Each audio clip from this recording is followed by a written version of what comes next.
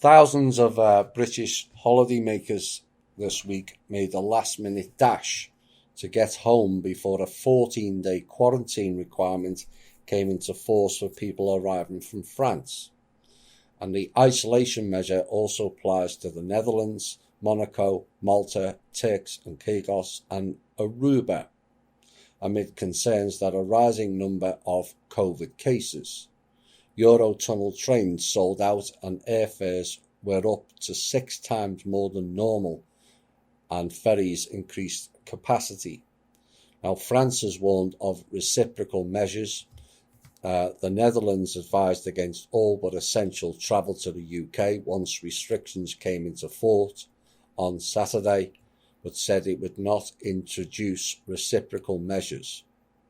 The countries were targeted for quarantine restrictions because their infection rates exceeded 20 cases per 100,000 people over 7 days. Guess they've been testing there as well.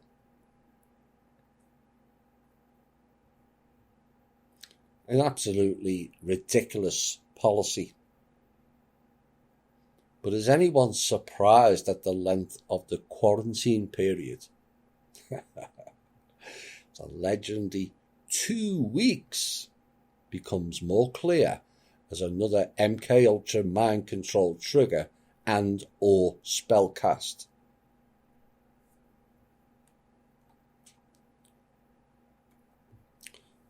In 2015,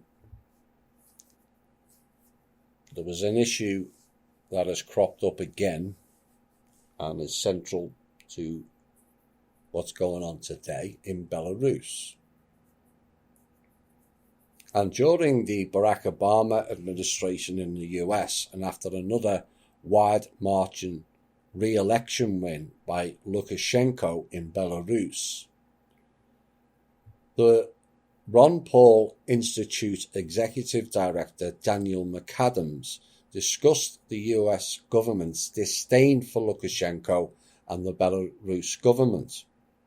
And McAdams wrote in part, Lukashenko has been a favourite punching bag of the US and Western neocons for a number of years because he has not shown the required level of deference to his would-be Western overlords compared to, say, the Baltics.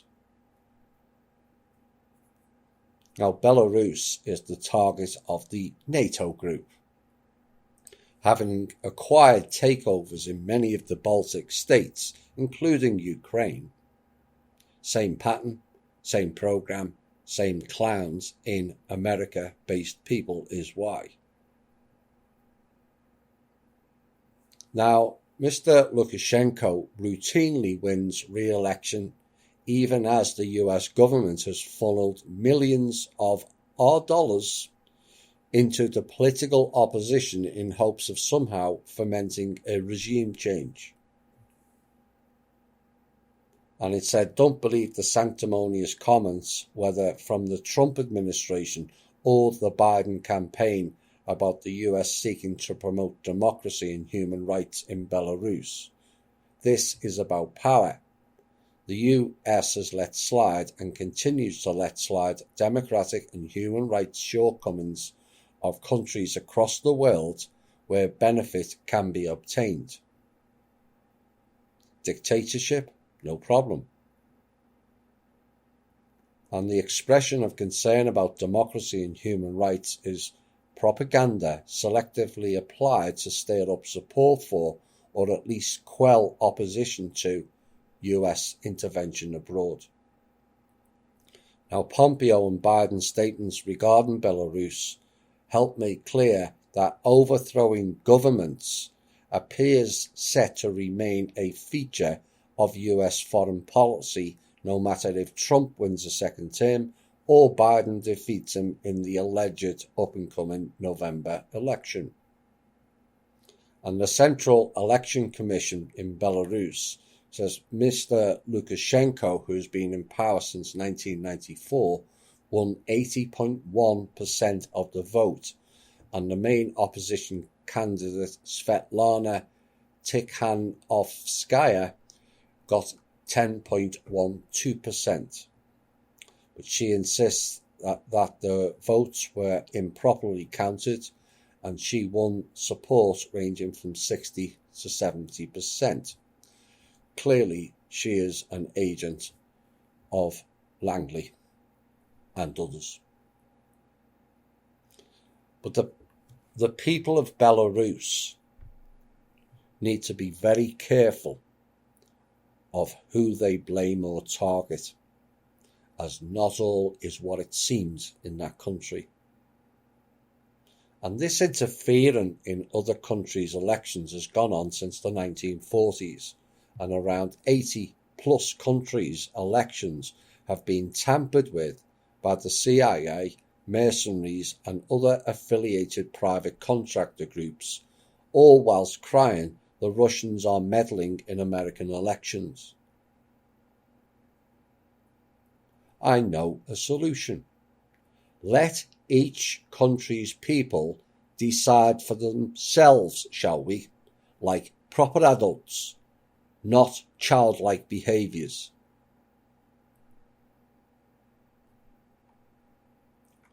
Further this week, the US has seized some 1.116 million barrels of Iranian fuel aboard 4 ships headed for Venezuela, the Justice Department has confirmed, hinting at assistance from foreign partners and declining to reveal where the grab took place.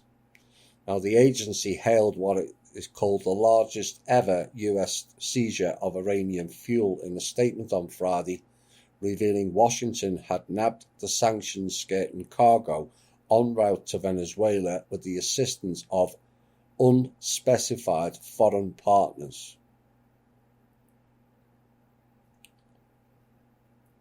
I think we know who they are.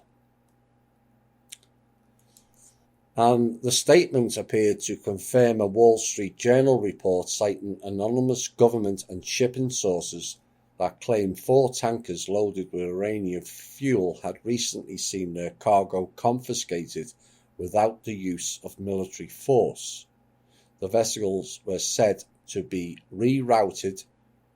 Guess where? Houston, Texas. Well, I never. Where they will reportedly be met by senior Trump administration officials. Now, Washington's high seas score stems from a July court complaint demanding the 4 tankers in question forfeit all petroleum product cargo due to it having been shipped by the Islamic Revolutionary Guard Corps, according to the statement. How about giving all the petroleum product cargo back to the Iranian people?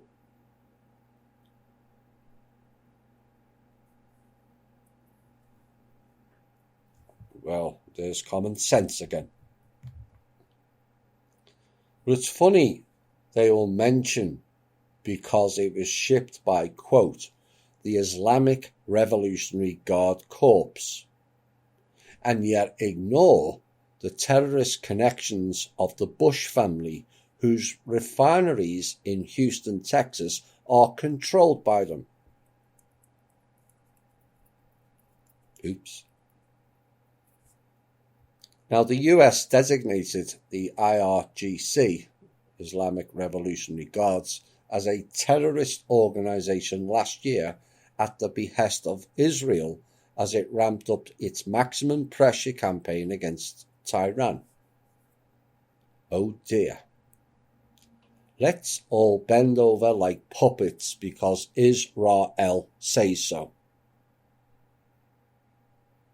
It's utter pathetic that the hold that fake country has over the so-called world superpower, America.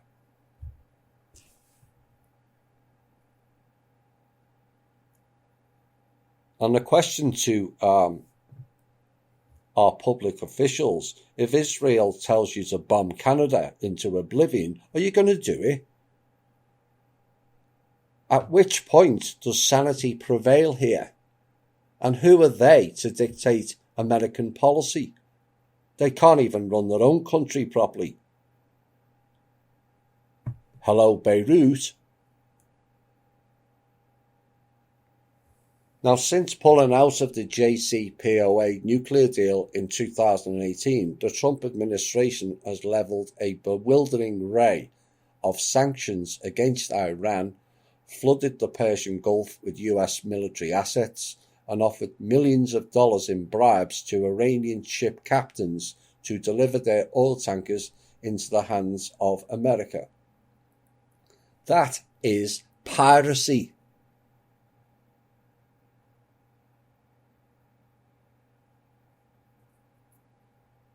Piracy being committed by high-level people in our own government. Venezuela too has been subjected to punishing US sanctions as Washington has struggled to install its preferred opposition candidate Juan Guaido in place of the country's President Nicolas Maduro, and after a handful of failed coup attempts left Guaido more unpopular than ever amongst Venezuelans. And that is the lesson and message for the Belarus people. Remember all the protests against Mr. Maduro, like you're doing against Mr. Lukashenko. All of it was staged and the people were duped. But the Venezuelan people have seen what is going on. And the Trump administration's special envoy to the nation, Elliot Abrams, was last week promoted to oversee Iran as well. As Elliot Abrams, born in, born to, and allegiances to that country 8,000 miles away, not America. Just saying. And Trump confirmed in a press conference on Friday that the Iranian cargo had been diverted to Houston, though he demurred when asked what would be done with the ships once they arrived, and said, "We will be announcing," he told reporters. But why is it America's business to be even involved in this? Unless it contains something seriously hazardous, like weapons or similar. Why are we even doing this? It's none of America's business who trades with who with general commodities. And again, it's childlike behaviour of play with me, but don't play with them rhetoric. And at which point are we going to be represented by adult decision-making people?